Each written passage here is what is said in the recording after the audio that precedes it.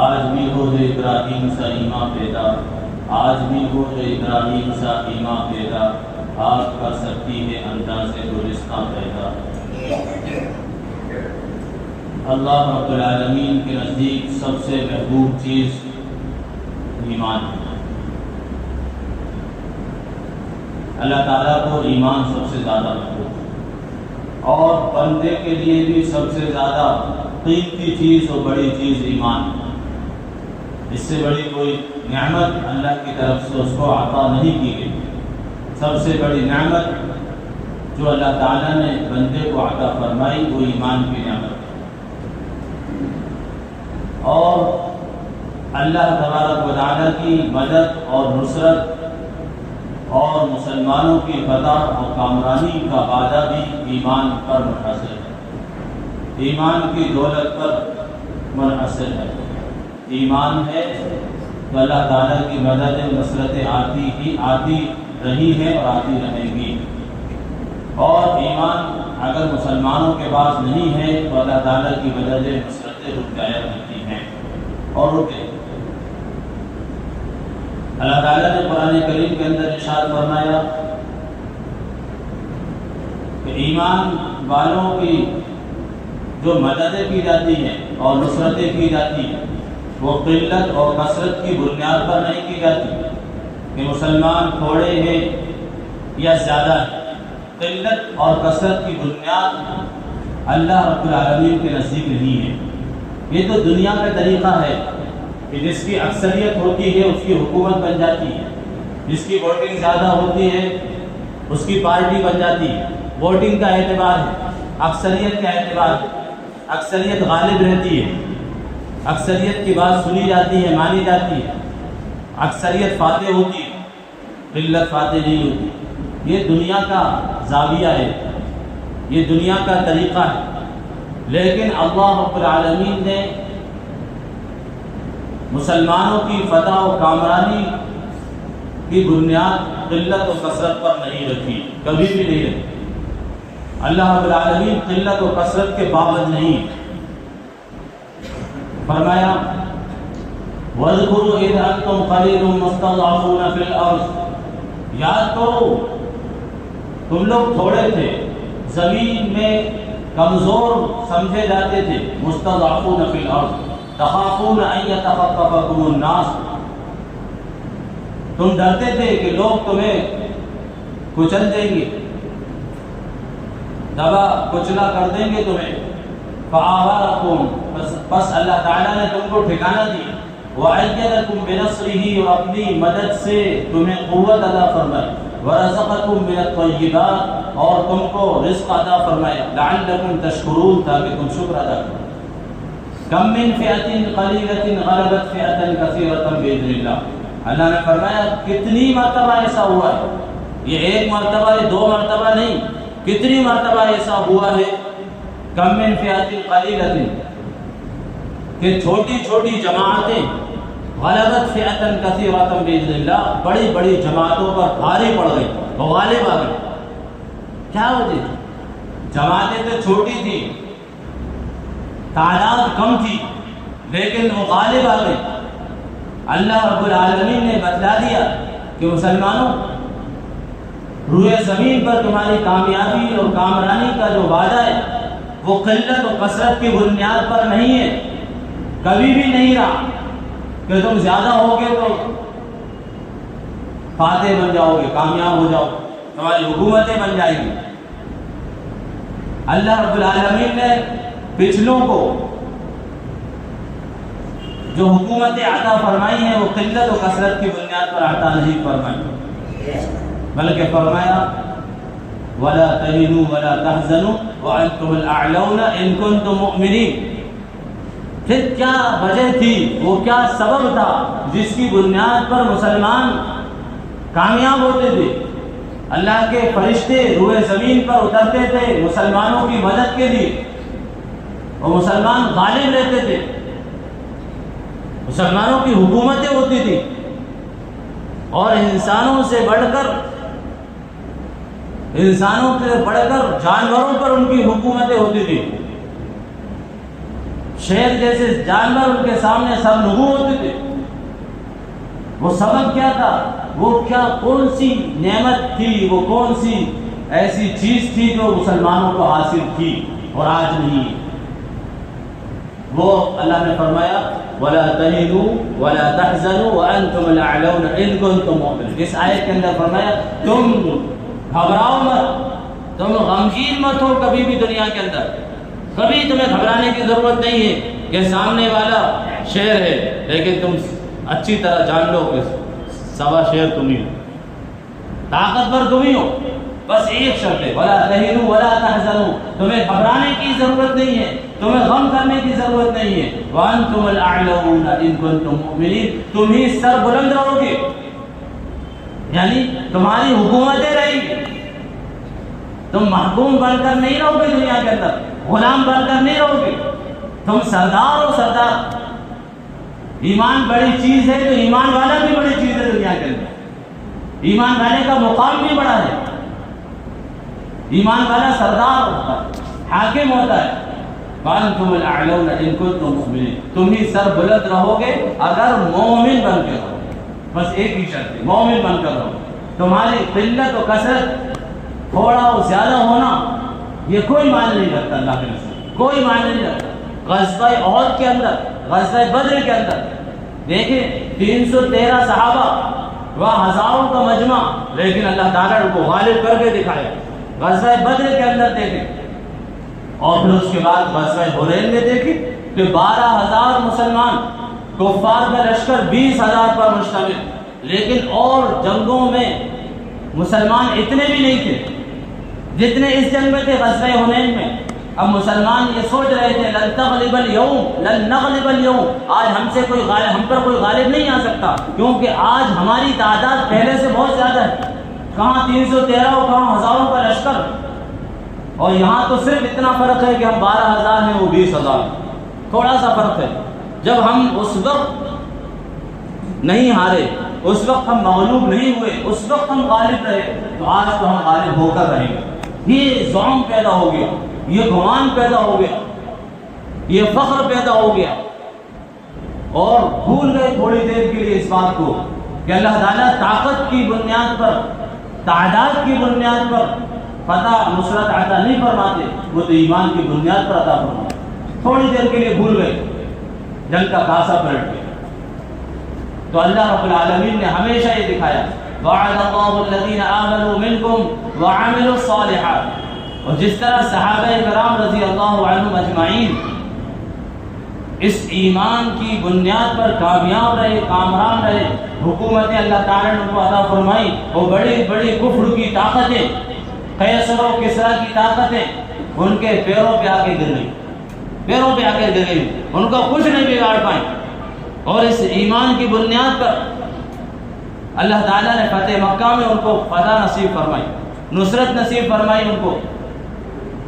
تو اسی طرح اللہ تعالیٰ نے قیامت تک کے آنے والوں سے وعدہ کیا، جس طرح صحابہ کو ہم نے قوت عطا فرمائی، نصرت عطا فرمائی، فتح عطا فرمائی، کامیابی دی، قیامت تک کا ہمارا یہی وعدہ ہے، کیونکہ اللہ تعالیٰ کی کوئی صفت ایسی نہیں ہے جو محدود ہو، کچھ وقت کے لیے ہو، کہ اللہ کی طاقت، جیسا کہ آج کا مسلمان اللہ کی مدد کا انتظار کرتا ہے اور یہ خیال کرتا ہے کہ مسلمان جب اتنے پٹ رہے ہیں، مسلمان سب سے زیادہ مظلوم قوم ہے دنیا کے اندر، اور صرف یہ مسلمان نہیں کہہ رہے، آج غیر اقوام، غیر لوگ یہ کہہ رہے ہیں کہ مسلمان سب سے زیادہ مظلوم ہے، مسلمانوں پر ظلم اٹھایا جا رہا ہے، غیر بھی اس بات کو کہہ رہے ہیں کہ مسلمان مظلوم قوم ہے۔ اتنی زیادہ مظلوم قوم اس گئے گزرے دور کے اندر، مسلمان اتنے زیادہ پستی کے اندر ہیں، لیکن پھر بھی اللہ تعالیٰ کو رحم نہیں آ رہا، اللہ تعالیٰ کی مدد نہیں اتر رہی، اللہ تعالیٰ کے فرشتے سو گئے کہ نعوذ باللہ، اللہ معاف کرے، اللہ کی پناہ، العیاذ باللہ، اللہ تعالیٰ کی طاقت ختم ہو گئی، اللہ تعالیٰ کے پاس قوت نہیں رہی، فرشتے ختم ہو گئے۔ کیا ہوا؟ اللہ تعالیٰ صاف فرماتے ہیں قل اللہم مالک الملک تؤتی الملک من تشاء وتنزع الملک ممن تشاء وتعز من تشاء وتذل من تشاء بیدک الخیر۔ اے نبی کہہ دیجیے کبھی تھوڑی دیر کے لیے بھی مت سوچ لینا یہ بات کہ اللہ کی طاقت کمزور ہے، اللہ کے پاس قوت نہیں ہے۔ جس طرح اللہ حی لا یموت ہے، اللہ کی تمام صفات حی لا یموت ہے، یعنی اللہ تعالیٰ زندہ ہیں، ان کو موت نہیں آئے گی، اللہ کی ذات کو بھی موت نہیں آئے گی، اللہ کی صفات کو بھی موت نہیں آئے گی، اللہ کی صفات بھی ہمیشہ۔ اللہ قادر تھے اور ہیں اور رہیں گے، اللہ خالق تھے ہیں اور رہیں گے قیامت ہمیشہ ہمیشہ ابداً ابدا فرمایا حی لا یموت ابداً ابدا۔ اللہ کی تمام صفات ہمیشہ سے ہمیشہ رہیں گی۔ اللہ کے پاس طاقت کل بھی تھی اور آج بھی، اس کی طاقت میں کبھی کبھی نہیں آئی۔ اے نبی کہہ دیجیے قل اللہم مالک الملک کہ اللہ تبارک و تعالیٰ وہ بادشاہوں کا بادشاہ ہے، شہنشاہ ہے، شہنشاہ۔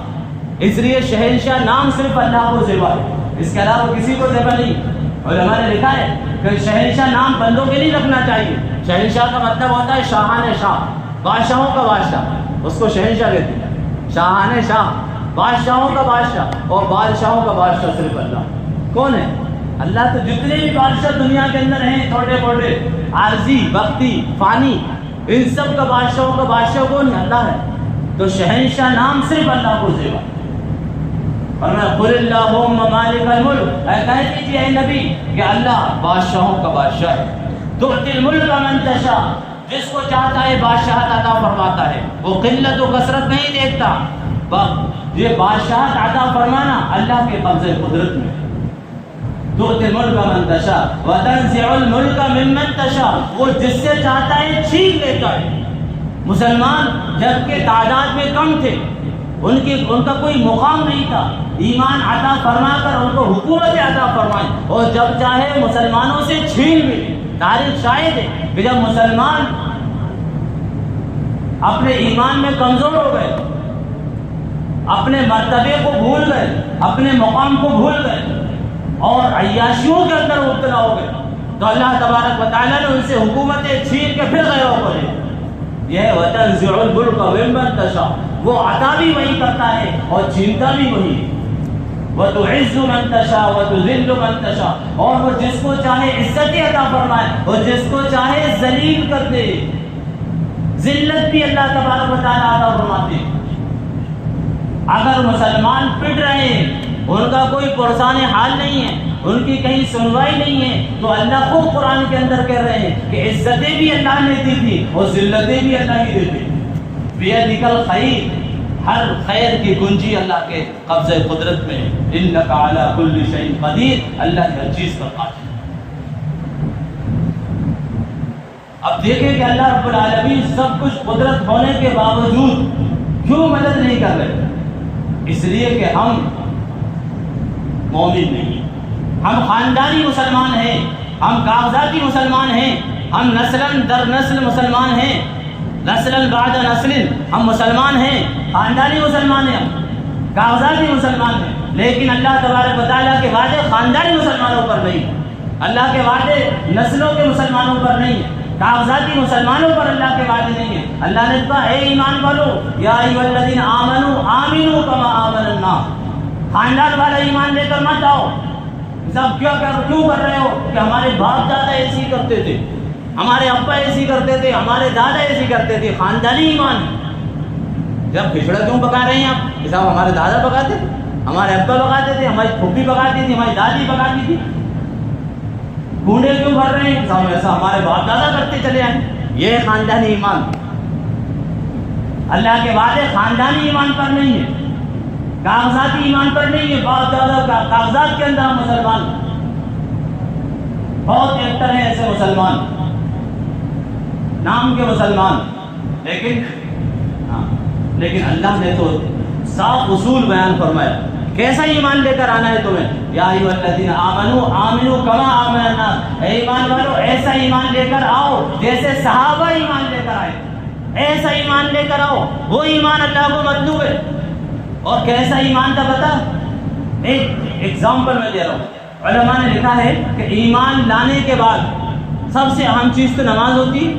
ہم اندازہ لگائیں کہ ہمارا ایمان کہاں ہے اور ہم کون سی کیٹیگری کا مسلمان ہیں، کون سی کیٹیگری کا مسلمان ہیں، ہمارا ایمان کہاں تک پہنچ چکا ہے، کتنے گر چکے ہیں ہم ایمان کے اندر، اندازہ لگائیں۔ علماء نے لکھا ہے کہ ایمان لانے کے بعد صحابہ کرام کے ذہن و خیال میں بھی یہ بات نہیں آتی تھی کہ مسلمان کبھی نماز چھوڑ سکتا ہے۔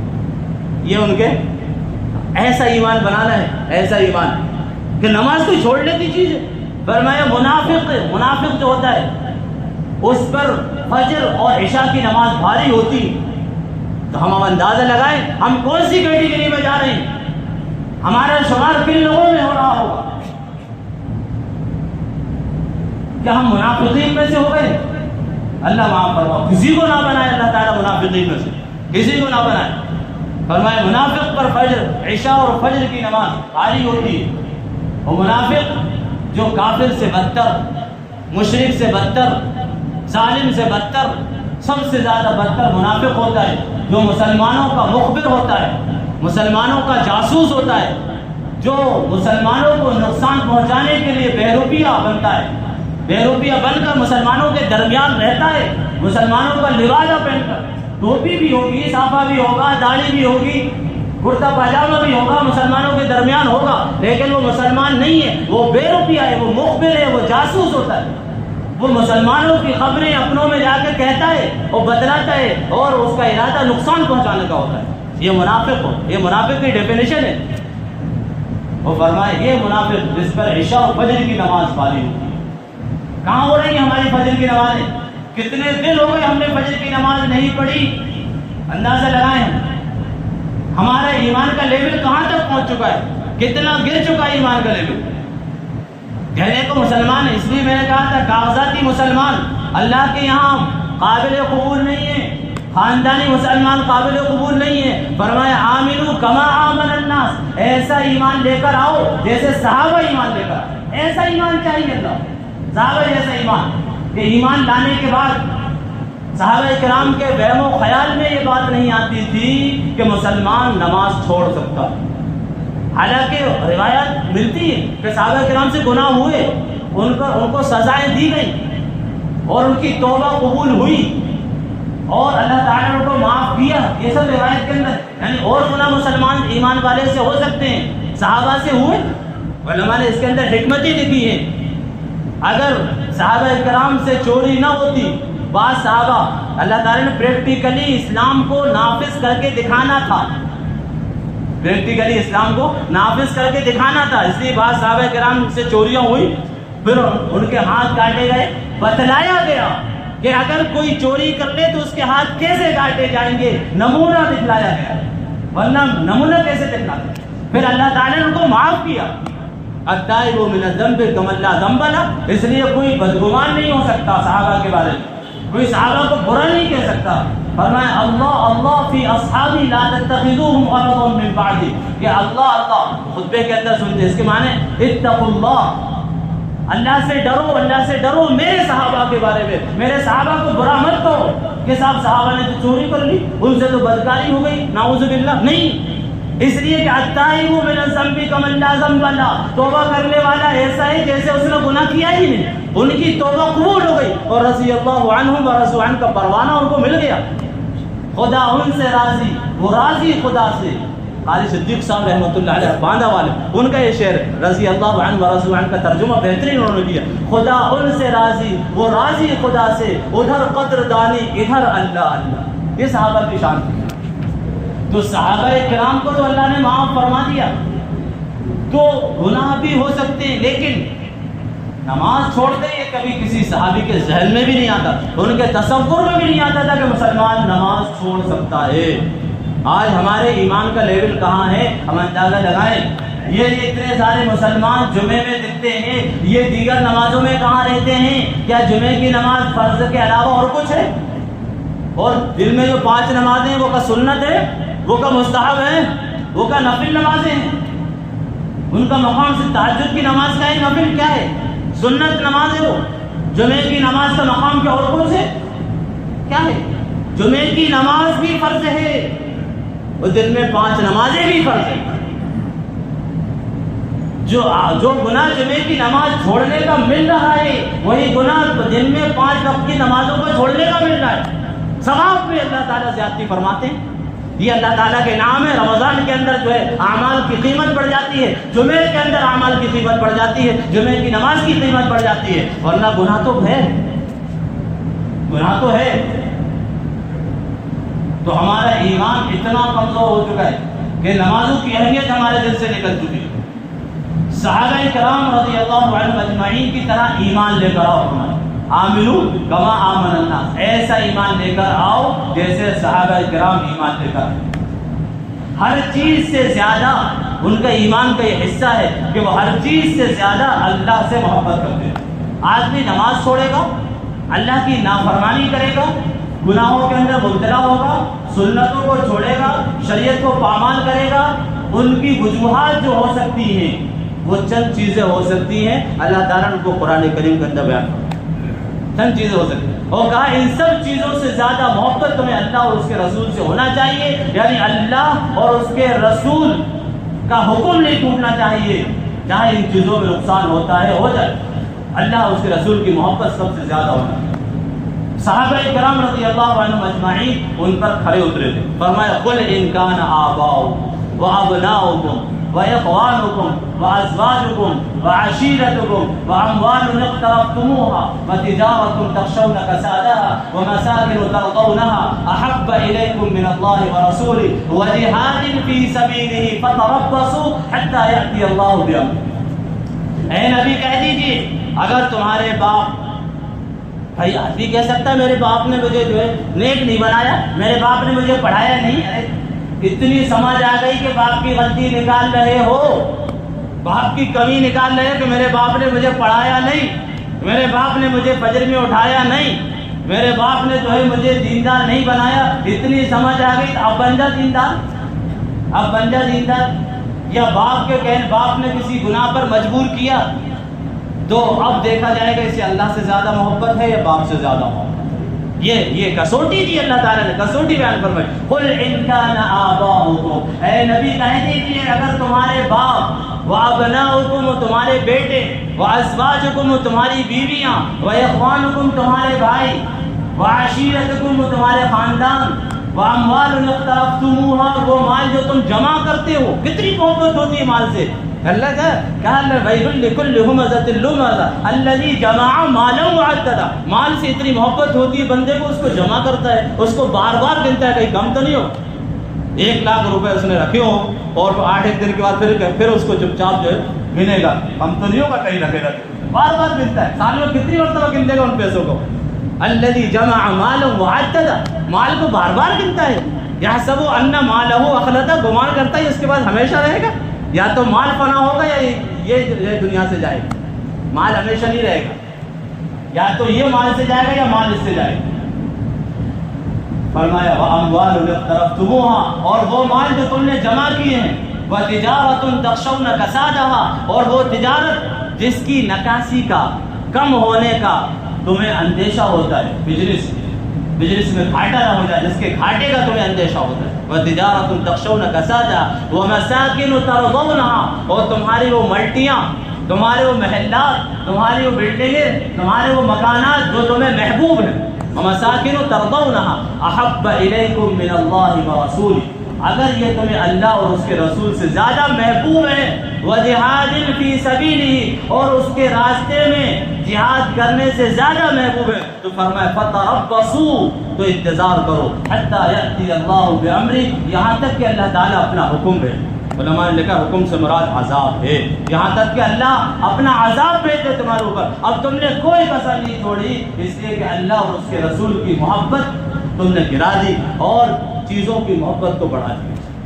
ایمان اسی کا نام ہے. ہر چیز سے زیادہ اللہ سے محبت ہونا چاہیے. اپنے بستر سے زیادہ, اپنی بیویوں سے زیادہ, اپنی اولاد سے زیادہ, اپنے مال سے زیادہ, اپنی دکان سے زیادہ, اپنے بزنس سے زیادہ, ہر چیز سے زیادہ اللہ اور اس کے رسول سے محبت ہونا چاہیے. کیونکہ مؤذن تو پکار رہا ہے حی علی الصلاۃ, آؤ نماز کی طرف. یعنی نماز تمہیں محبوب ہونا چاہیے تمہارے اس مشغلے سے جس کے اندر تم اس وقت مشغول ہو.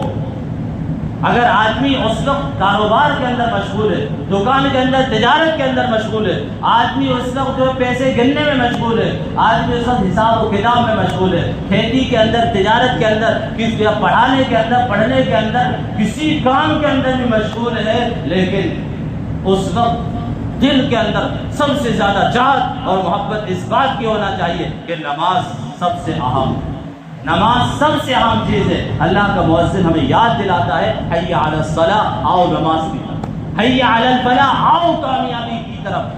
جن کاموں کے اندر مشغول ہیں، کامیابی اس کے اندر نہیں، کامیابی اللہ کے حکم کے اندر، کامیابی نماز کے اندر ہے۔ نماز چھوڑ کر اگر ہم ان چیزوں میں کامیابی تلاش کریں گے، کبھی کامیابی نہیں ہوں گے۔ جن پیسوں کے گننے میں، جن دفتروں کے اندر مشغول ہونے میں، اور جن کاروبار کے اندر ہم نماز کو چھوڑ رہے ہیں، کس لیے کاروبار کر رہے ہیں، کس لیے مشغول ہیں ان کاموں میں؟ تاکہ کامیاب ہو جائیں۔ نماز کو چھوڑ کر کامیاب نہیں ہو سکتے۔ یہ مؤذن صدا لگا کر کہہ رہا ہے، حی علی الفلاح، آؤ کامیابی۔ یہ ہونا چاہیے ہمارے ایمان۔ نیند کتنی آ رہی ہو، بستر کتنا ہی گرم ہو، کتنے ہی ہمیں جو ہے محبوب ہو ہماری نیند، لیکن مؤذن کہہ رہا ہے الصلاۃ خیر من النوم۔ مؤذن یاد دلا رہے کہ نیند سے بہتر نماز۔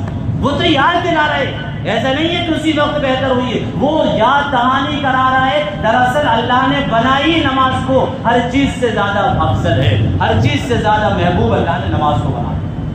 نماز محبوب چیز ہے، اور نماز کے لیے اتنا اہتمام اس لیے کہ نماز ام العبادت۔ جس نے نماز کو قائم کیا، حدیث پاک کے اندر آیا، جس نے نماز کو قائم کیا اس نے دین کو قائم کیا، اور جس نے نماز کو چھوڑا اس نے دین کو چھوڑا۔ نماز اصل چیز ہے۔ نماز کا آدمی پابند بن جائے، نماز کا اہتمام کرنے والا بن جائے، نماز کو نماز بنا دے۔ ایک تو نماز ہوتی ہے آدمی پڑھ رہا ہے لیکن سیکھ کر نہیں پڑھ رہا، نماز کے اندر معلوم نہیں کہ اس کی فضیلت کیا ہے، اس پر ملے گا کیا، اور میں نماز میں کیا پڑھ رہا ہوں، اللہ کے وعدے نماز کے اندر کیا ہے، فضائل اور مسائل کا علم نہیں ہے اس کو۔ فضائل کے استحضار کے ساتھ، مسائل کے علم کے ساتھ، اللہ کے خشوع و خضوع کے ساتھ نماز کا اہتمام کرے، تمام وعدے اللہ تعالیٰ کے نماز کے اندر، اور پھر تمام برائیاں اس سے چھوٹ جائیں گی، یہ بھی اللہ کا وعدہ ہے۔ ان الصلاۃ تنہی عن الفحشاء والمنکر، کہ بے شک نماز بری باتوں سے، بے حیائی سے روکتی ہے، لیکن بشرطے کہ نماز کو نماز بنایا جائے۔ تو نماز بنے گی، وہ نماز کے ہم پابند بنیں گے اپنے ایمان کو بنانے سے۔ سب سے پہلے تو ہم ایمان کو بنائیں۔ اور میرے بھائیوں، یہ وقت تو گزر رہا ہے، بہت تیزی سے گزر رہا ہے۔ اب آدمی بوڑھا ہو گیا، 40 سال کا ہو گیا، 50 سال کا ہو گیا، ابھی تک نمازیں چھوڑ کر چلا آیا،